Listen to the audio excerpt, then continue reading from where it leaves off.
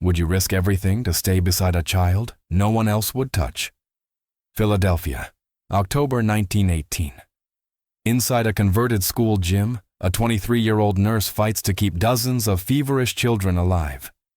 In the darkest hour, she feels the heat climb her neck, the warning every nurse fears. But a watching camera and a secret from her past will turn this night into a reckoning that won't end at dawn. Tonight, I'll show you the whole story, what the photograph captured, and what it tried to hide.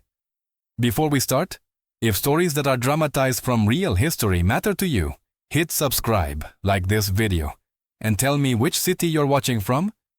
It helps us bring more overlooked human stories to light, and keeps this kind of research-driven storytelling alive. Margaret Hayes touched her neck at 2:47 a.m. and felt the heat that every nurse in Philadelphia had learned to fear. She had maybe 4 hours before the fever would take her ability to stand. 4 hours before, she would become just another body in the mounting piles outside. But if you stay until the end, you will discover why she smiled in this photograph, even knowing she was already dying, and why that smile would haunt a little girl for the next 60 years. This photograph was discovered in 1978, tucked inside a water-damaged Bible that belonged to a woman named Catherine Mills. The photo shows Margaret Hayes, 23 years old, kneeling beside a makeshift cot in what used to be a Philadelphia elementary school gymnasium. But look closer at her eyes. That is not the exhaustion of a long shift. That is the look of someone who has just realized they are counting their last hours on earth and has made a choice that will cost them everything. This is Margaret Hayes, born January 3rd, 1895. In a cramped tenement on South Street where 6 families shared one bathroom.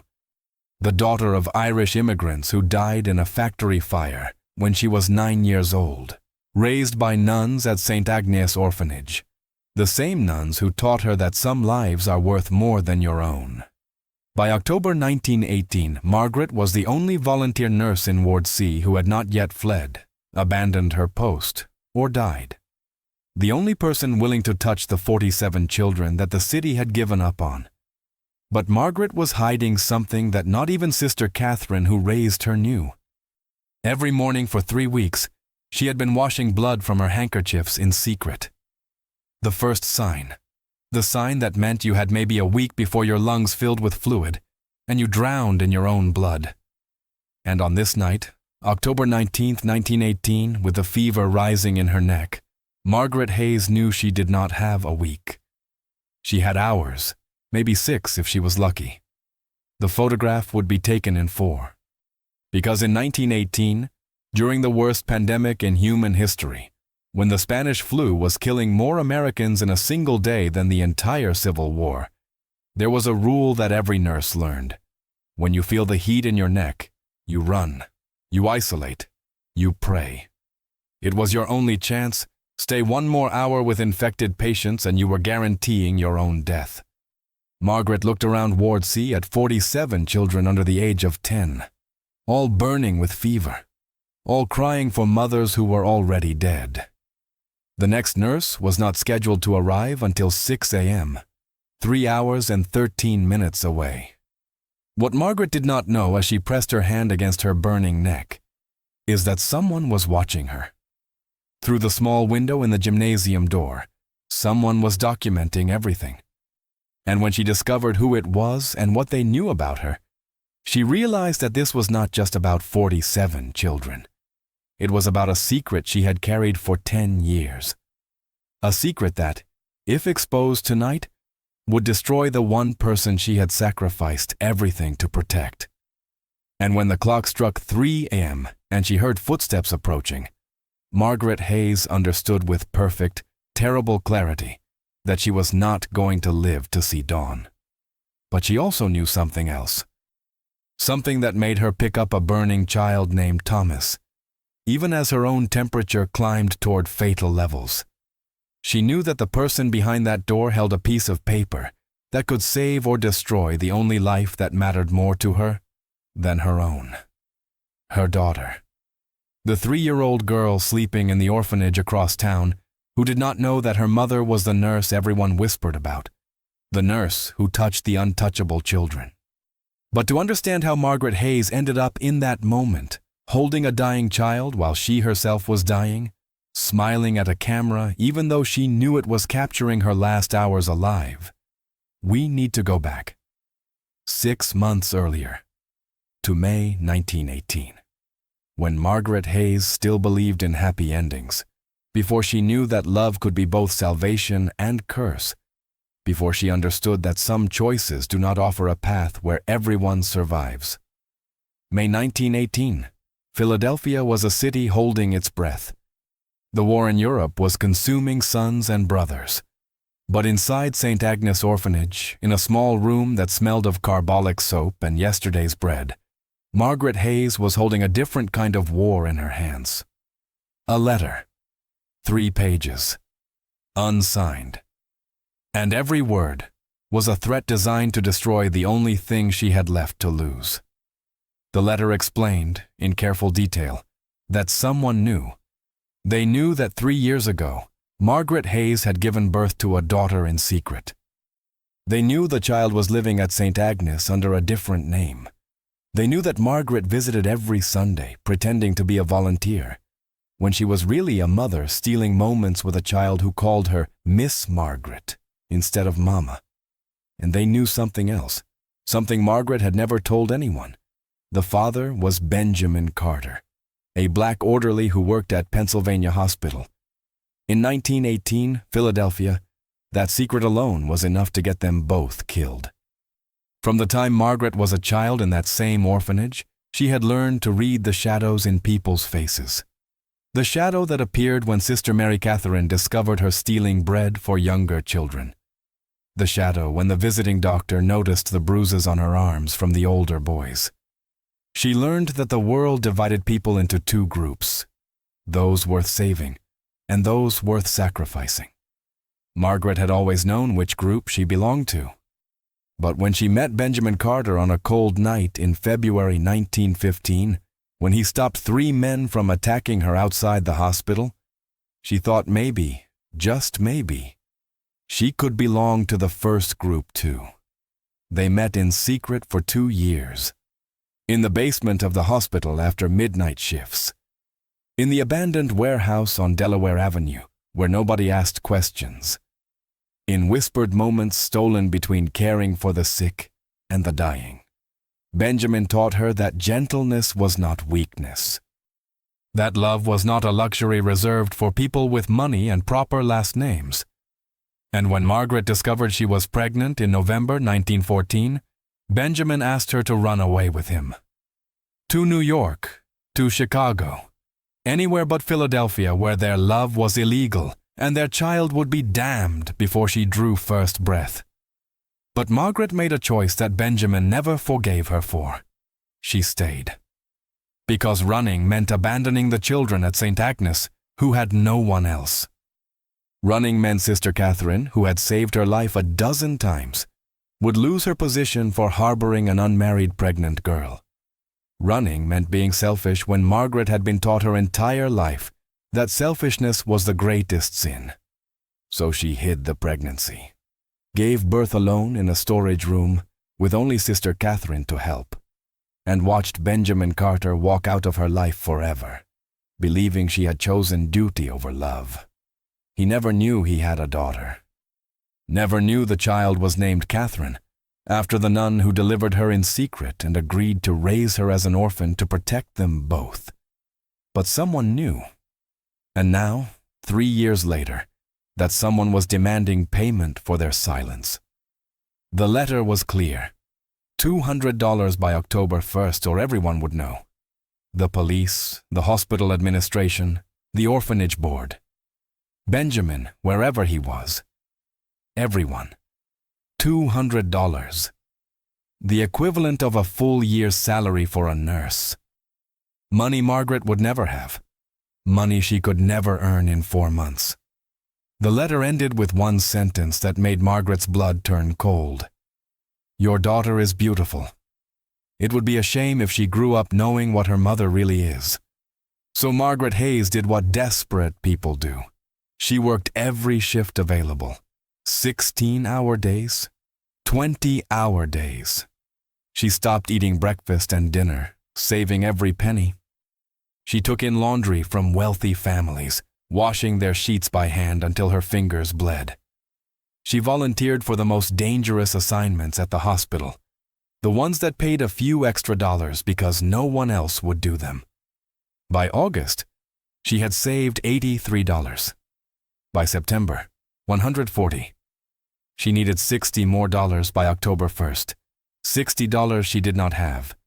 $60 between her daughter's safety and a future destroyed before it began. And then, on September 12, 1918, the first cases arrived. Sailors from the Philadelphia Navy Yard. Young men, healthy yesterday, drowning in their own blood today. Within a week, 50 cases. Within 2 weeks, 500. Within a month, the hospitals were overflowing and the dying were being sent to makeshift wards in school gymnasiums and church basements. And the city was offering emergency pay. Triple salary for nurses willing to work the wards that everyone else fled. Triple salary that could earn $60 in 3 weeks if you were willing to risk your life every single shift. Margaret Hayes looked at her daughter sleeping in the orphanage nursery, 3 years old. Brown curls, her father's eyes, innocent of everything. And Margaret volunteered for Ward C, the children's ward. The ward where 47 orphans, kids whose parents had died in the first wave, were sent to die because there was no room anywhere else and no one to claim their bodies. The ward that 5 nurses had already abandoned. The ward where the mortality rate was 94%, and the air itself tasted like death. What Margaret did not know, could not know, was that the person who wrote that letter was watching her, documenting her every move, and had a plan that was far more terrible than simple blackmail. But on October 19th, when Margaret felt the heat rising in her neck at 2:47 a.m., she was about to discover exactly who had been tormenting her and why. And the truth would be so devastating that she would have to make a choice no mother should ever face. Save her daughter's future, or save her daughter's life. 2:47 a.m., October 19th, 1918. The moment Margaret felt the heat in her neck, she knew she had 2 choices. Walk out of Ward C immediately, isolate herself, and maybe have a 5% chance of survival, or stay until the next nurse arrived at 6 a.m. and guarantee she would be dead by noon. She looked around the gymnasium at 47 dying children. Then she looked at the clock. 3 hours and 13 minutes. In her pocket was $197. $3 short of the $200 she needed. $3 that would be delivered to her at 6 a.m. with her final paycheck. $3 that would save her daughter's future. But there was a problem. If Margaret died before 6 a.m., she would never receive that paycheck. The money would be returned to the hospital administration. Her daughter Catherine would grow up not knowing her mother had died trying to protect her. And worse, whoever wrote that letter would still have their proof, their evidence, their power. Margaret's sacrifice would mean nothing. She needed to survive until 6 a.m., just 3 hours and 13 minutes, with a fever that was already climbing toward 102 degrees and rising fast.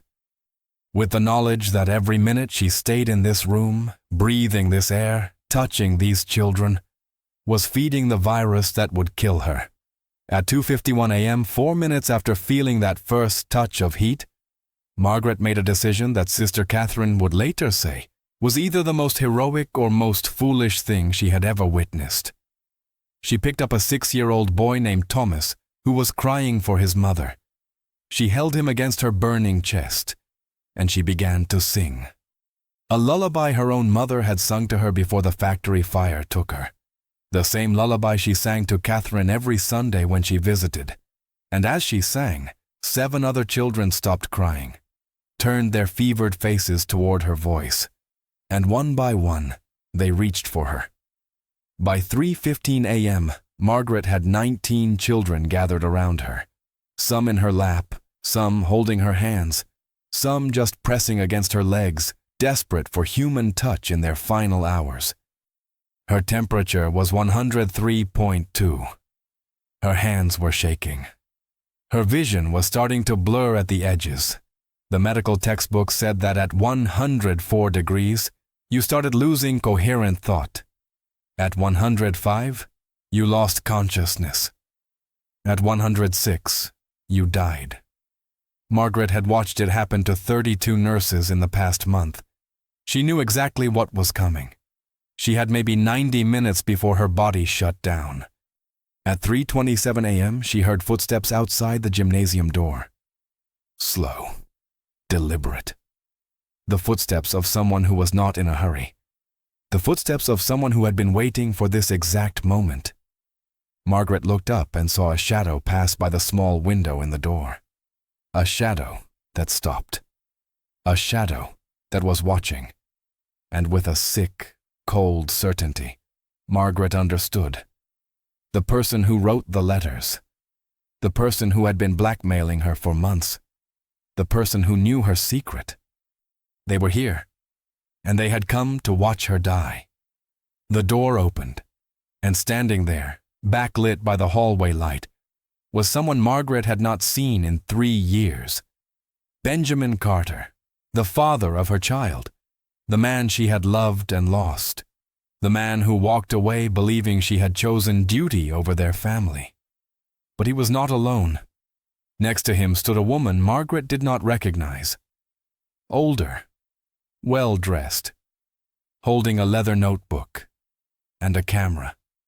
The woman spoke first.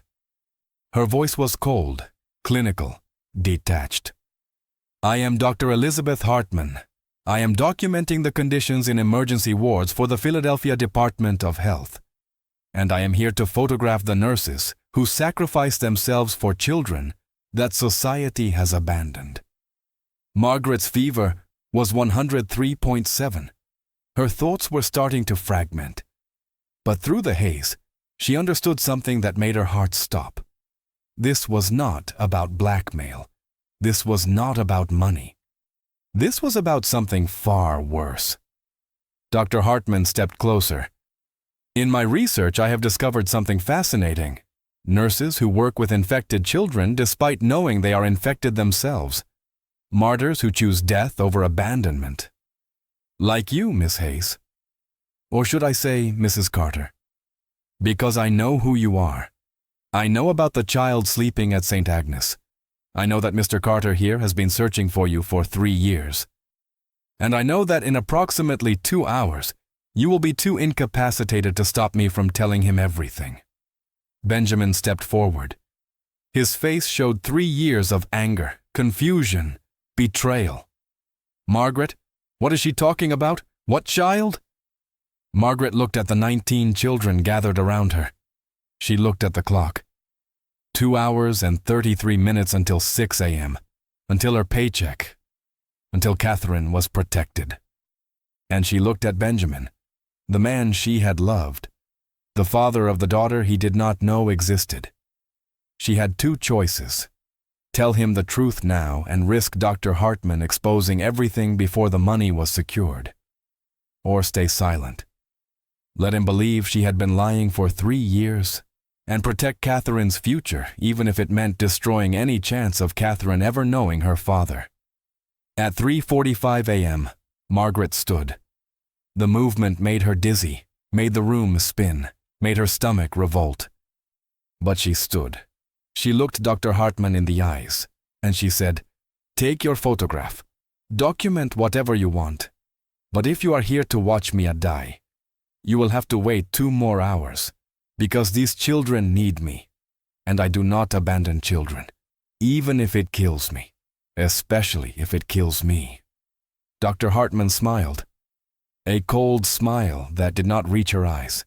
She raised the camera, and she said, "That is exactly what I was hoping you would say."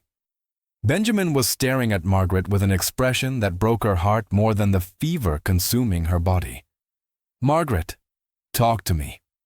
What is happening? What is she talking about? What have you been hiding?"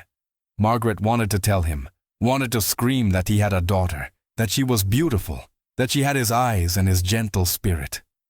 But she could not, because Dr. Hartman was watching, waiting, recording. And if Margaret revealed the truth before 6 a.m., before the money was secure, then everything she had sacrificed would be meaningless. So she did the cruelest thing she had ever done. She looked at the man she loved and said, "You left me, Benjamin. You walked away. You do not get to demand answers now." At 4:03 a.m., Margaret's temperature hit 104.1 degrees. She was officially entering the danger zone, the zone where nurses started making mistakes, started forgetting things, started losing the ability to distinguish between what was real and what was fever dream. She had 1 hour and 57 minutes until 6 a.m. 117 minutes, 7,020 seconds. And every single one of those seconds felt like dying. But she picked up Thomas again, the 6-year-old boy who had stopped crying and started shaking, and she held him close. And she waited for Dr. Hartman to take the photograph that would define the last moments of her life. The camera clicked at 4:17 a.m., 1 hour and 43 minutes before Margaret Hayes would receive her final paycheck. 1 hour and 43 minutes before Catherine would be protected. The photograph captured Margaret kneeling beside a makeshift cot, surrounded by fevered children, her face showing a small, exhausted smile. But what the photograph did not show was the fever burning through her body, the knowledge that she was dying. The man standing behind the camera, who did not know he was a father, and the choice Margaret had made: save her daughter's future, or tell the man she loved the truth. She could not do both, and time was running out. 4:17 a.m., the camera shutter clicked. Dr. Hartman lowered the camera and wrote something in her leather notebook. Margaret's temperature was 104.3 degrees. Her hands were trembling so badly she could barely hold Thomas.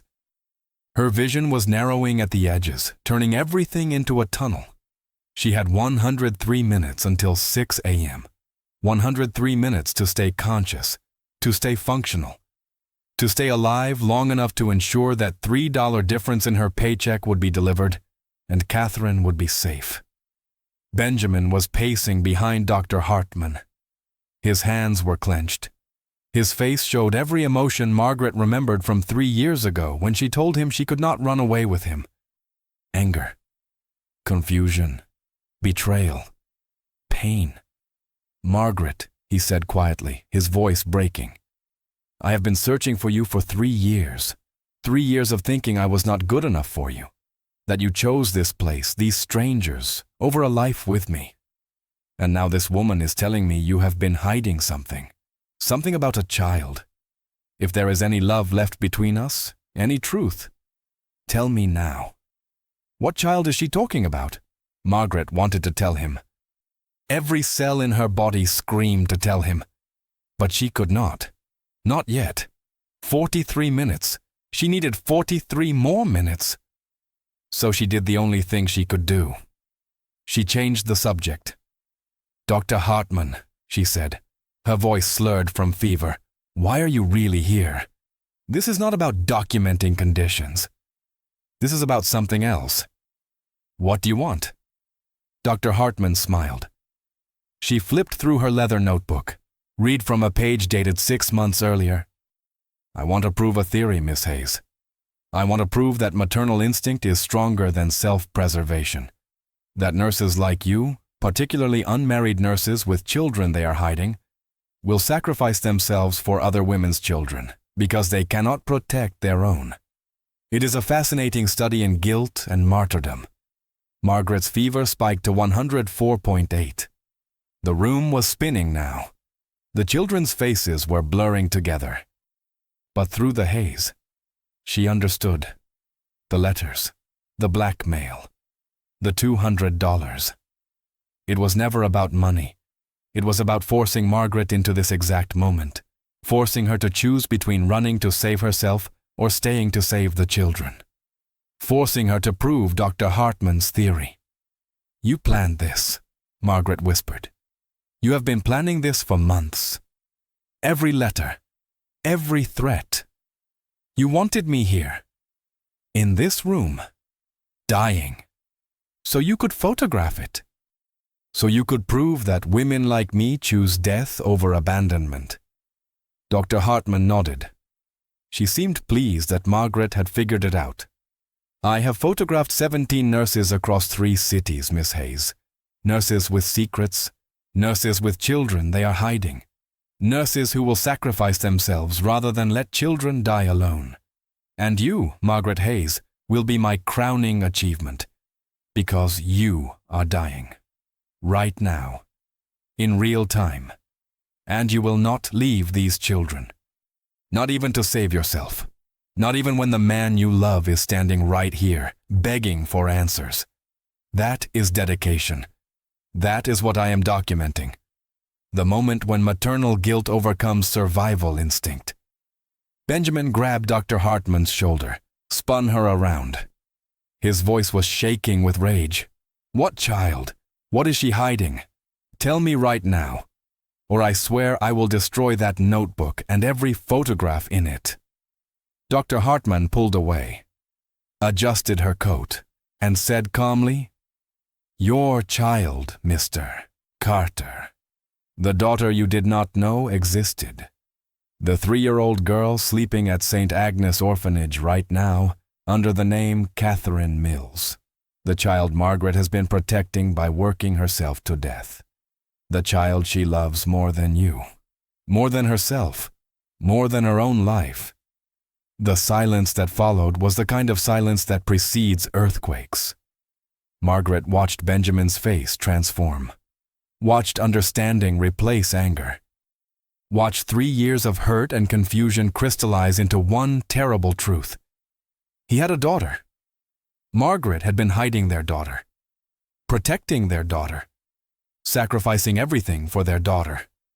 And he had spent 3 years hating her for abandoning him when she had actually been doing the opposite.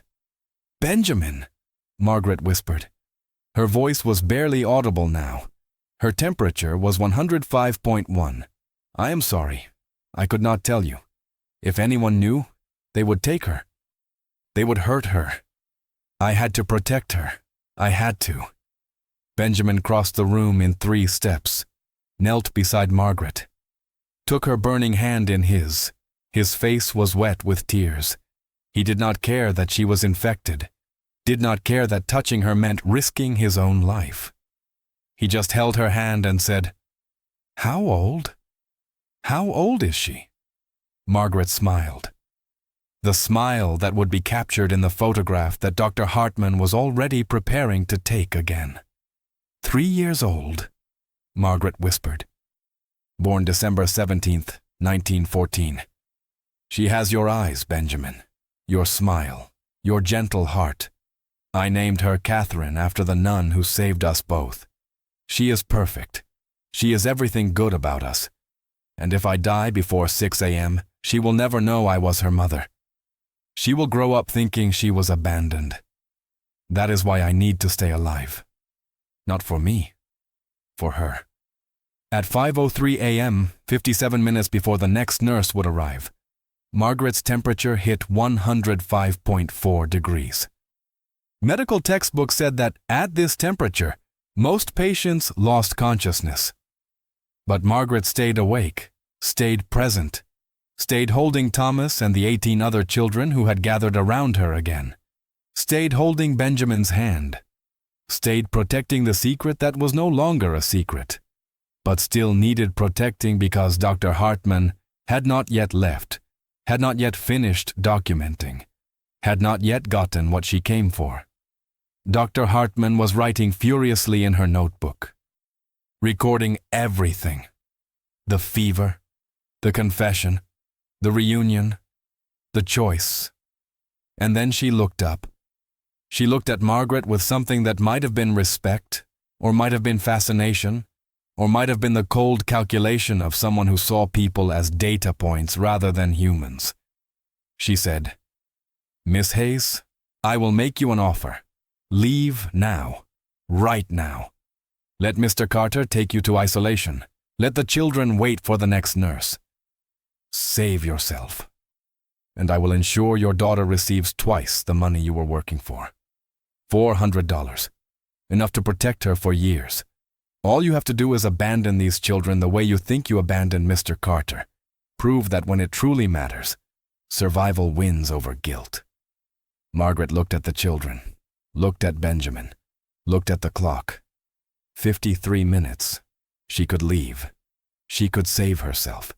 She could possibly, maybe miraculously survive. She could be a mother to Catherine instead of a memory. She could have a life with Benjamin and their daughter. All she had to do was walk away from 47 dying children who had already been abandoned by everyone else in the world. Margaret Hayes, 23 years old, dying of Spanish flu, burning with a fever that would kill her within hours, looked at Dr. Hartman and said one word: no. At 5:27 a.m., 33 minutes before sunrise, 29 minutes before the 6 o'clock shift change, Margaret Hayes made her final choice. She asked Benjamin to do something that would break his heart, but save their daughter. She asked him to leave, to go to St. Agnes, to take Catherine away from Philadelphia before Dr. Hartman could expose their secret to anyone else, to raise their daughter somewhere safe. Somewhere she would never know that her mother chose 47 dying orphans over staying alive to be her mama. Benjamin was crying, begging Margaret to leave with him. But Margaret shook her head. She could barely move now, could barely speak. But she managed 4 words: go save our daughter. Benjamin Carter left Ward C at 5:33 a.m., 27 minutes before the next nurse would arrive. 27 minutes before Margaret would receive her final paycheck. As he walked out, Dr. Hartman raised her camera one last time. She captured the moment when Benjamin looked back at Margaret. The moment when a man saw the woman he loved choosing to die. The moment when love and duty and sacrifice became the same thing. And then he was gone. And Margaret was alone with 47 children. And Dr. Hartman. And the knowledge that she had maybe 15 minutes of consciousness left before the fever took her completely. 6:02 a.m. October 20th, 1918. 2 minutes after the shift change. 3 minutes after Margaret Hayes lost consciousness. The new nurse arrived to find Margaret collapsed on the floor, surrounded by 19 children who were all crying. Her temperature was 106.3 degrees. Her breathing was shallow and rapid. Her skin was gray. Dr. Hartman was still there, still documenting, still taking notes. The new nurse screamed for help, but everyone knew what 106.3 degrees meant. Margaret Hayes was already dying. Already gone. Already a statistic in a pandemic that would kill 50 million people worldwide before it ended. But something happened that Dr. Hartman had not predicted. Something that would change everything. When the hospital administrator arrived at 6:47 a.m. to deliver Margaret's final paycheck, he found Benjamin Carter sitting beside her bed in the quarantine ward. Benjamin, who should have fled Philadelphia. Benjamin, who should have been protecting their daughter. Benjamin, who instead stayed because he could not leave the woman he loved to die alone. He was holding Margaret's hand. He would hold it for the next 4 days. 4 days of watching her fight. 4 days of fever that should have killed her on the first day. 4 days of impossible, miraculous, statistically improbable survival. Margaret Hayes woke up on October 24th, 1918, 5 days after feeling the heat in her neck, 5 days after making the choice that should have killed her. She was one of the 7% who survived 106-degree fevers. One of the medical miracles that doctors could not explain. The first thing she saw when she opened her eyes was Benjamin, sleeping in a chair beside her bed, holding her hand. The second thing she saw was Sister Catherine standing in the doorway, holding a 3-year-old girl with brown curls and Benjamin's eyes. Catherine, their daughter, safe, alive, waiting to meet the mother she had never known, doctor. Hartman's photographs were published in the Philadelphia Medical Journal in December 1918. They showed Margaret Hayes caring for dying children while she herself was dying. They showed the moment Benjamin discovered he had a daughter. They showed the choice one nurse made to sacrifice herself for children that society had abandoned. But what the photographs did not show, what Dr. Hartman did not include in her research, was what happened after. The part that did not fit her theory. The part where love won, where survival was not weakness, where the woman who should have died lived instead. 47 children were in Ward C on October 19, 1918. By November 1st, 44 of them were dead. But 3 survived. Thomas, the 6-year-old boy Margaret held while her fever climbed. Sarah, who held Margaret's hand through the worst of the crisis. And Michael, who stopped crying when Margaret sang her lullaby. 3 children out of 47. 7%. The same 7% chance Margaret had of surviving her fever. The doctors said it was statistics, pure probability. Sister Catherine said it was divine intervention. Benjamin said it was love. Margaret never said what she thought it was. She just held her daughter and watched those 3 children leave the hospital with families who had been located, who had survived, who could take them home. Benjamin Carter married Margaret Hayes on December 17, 1918, Catherine's 3rd birthday. They moved to Harlem, New York, where interracial marriage wasn't legal, but was quietly tolerated in certain neighborhoods, where they could be a family without constantly hiding, where Catherine could grow up knowing both her parents. Benjamin worked as a hospital orderly. Margaret never nursed again. The fever had damaged her lungs too badly, but she volunteered at the local orphanage, teaching children to read, teaching them that some lives are worth sacrificing for, teaching them that love is not always soft and easy. Sometimes love is hard. Sometimes love is choosing to stay when running would save you. Sometimes love is dying so others can live.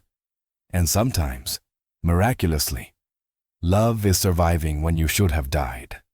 Dr. Elizabeth Hartman's research was discredited in 1923 when it was discovered she had manipulated situations to create the outcomes she wanted to photograph. Her medical license was revoked. Her notebooks were destroyed. But the photographs remained, stored in medical archives, forgotten by everyone except the families of the nurses she had documented, the women who had chosen to die so children would not die alone. Margaret's photograph was donated to the National Archives in 1967, but it was later quietly returned to the family because, as the curator explained, some stories are too personal to belong in public collections. The photograph now sits in a small frame on the desk of Dr. Catherine Carter, who became a pediatrician specializing in infectious diseases. Catherine Carter is 79 years old now. She never knew her mother was dying the night that photograph was taken. Never knew that Margaret chose 47 orphans over survival. She only learned the full story when her father Benjamin died in 1985 and left her a letter explaining everything. The blackmail, the fever, the choice, the miracle. Catherine went to St. Agnes Orphanage, which had been converted into a community center by then, and found the old gymnasium where Ward C had been. She stood in the spot where her mother had knelt, burning with fever, singing lullabies to dying children. And she understood something about love that most people never learn. That the strongest kind of love is not the kind that holds on. It is the kind that lets go. The kind that sacrifices. The kind that chooses death so others can live. And sometimes, miraculously, survives anyway. The lesson of Margaret Hayes is not about martyrdom. It is not about sacrifice for sacrifice's sake. It is about the impossible choices we make when love demands more than we think we can give. When staying costs everything, but leaving costs more. When the only way to protect what matters most is to risk losing everything. Margaret Hayes was not a saint. She was a terrified 23-year-old woman who made mistakes and lied and hid and struggled. But when the moment came, when the heat rose in her neck and death became a certainty instead of a possibility, she chose to stay. She chose to hold dying children instead of saving herself. She chose to give 47 orphans the one thing they needed most in their final hours: the knowledge that someone cared enough to stay, that they were not dying alone, that someone thought their lives were worth more than her own. Thomas, Sarah, and Michael, the 3 children who survived Ward C, all went on to have families of their own. 23 grandchildren among them, 71 great-grandchildren, 148 great-great-grandchildren. The mathematics of survival, the legacy of one woman's choice to stay when every instinct screamed to run, the ripple effect of love that refuses to abandon. That is what the photograph really shows. Not a dying nurse, not a tragic martyr, but a woman who loved so fiercely that she rewrote the odds, who chose life for others even when it meant death for herself, and who, impossibly miraculously, survived to see her daughter grow up and carry that same fierce love into the next generation. The photograph sits on Dr. Catherine Carter's desk, faded now, the edges worn from being held by 3 generations of descendants. But the image is still clear. Margaret Hayes, kneeling beside a dying child, surrounded by 46 others, smiling even though she knew she was dying. And if you look very closely at the photograph, you can see what Dr. Hartman missed, what her research and theories and cold calculations could not capture. In Margaret's eyes, there is not fear. There is not resignation. There is not martyrdom. There is only love. The kind of love that changes everything. The kind that saves lives by risking everything. The kind that teaches us what it really means to stay when leaving would be easier, to hold on when letting go would hurt less, to choose life for others when death is the only guarantee for yourself. That is the story behind the photograph, the story of Margaret Hayes, who should have died on October 20th, 1918, but lived instead, who should have lost everything but gained more than she could have imagined, who made the hardest choice and somehow, miraculously, got to live with the consequences. And that is why, 70 years later, her daughter still keeps that photograph where she can see it every day, not as a reminder of sacrifice, but as a reminder that love, real love, the kind that costs everything, is the only thing that lasts, the only thing that matters, the only thing that can rewrite fate and change the ending of a story that should have ended in death, but ended in life instead. And somewhere in Philadelphia, there is a small plaque in what used to be the gymnasium of an elementary school. It lists the names of 44 children who died in Ward C during the Spanish flu pandemic of 1918. And at the bottom, in smaller letters, it says, "They did not die alone. One nurse stayed. That nurse was Margaret Hayes, and this is her story." Here's the closing segment in a documentary, emotional tone. Clearly a fictional dramatization inspired by real historical events. In the end, Margaret's story reminds us that love is a choice we make when it hurts most, and that courage sometimes looks like staying when every instinct says to run. It shows that small acts, holding a child's hand, choosing truth over fear, can ripple through generations and rewrite what seems already decided. What would you protect even at great personal cost? When have you chosen to stay, and what did that choice change in you? Which secret, once spoken aloud, might finally set someone free? If this moved you, write the word "stay" in the comments so I know you watched to the end.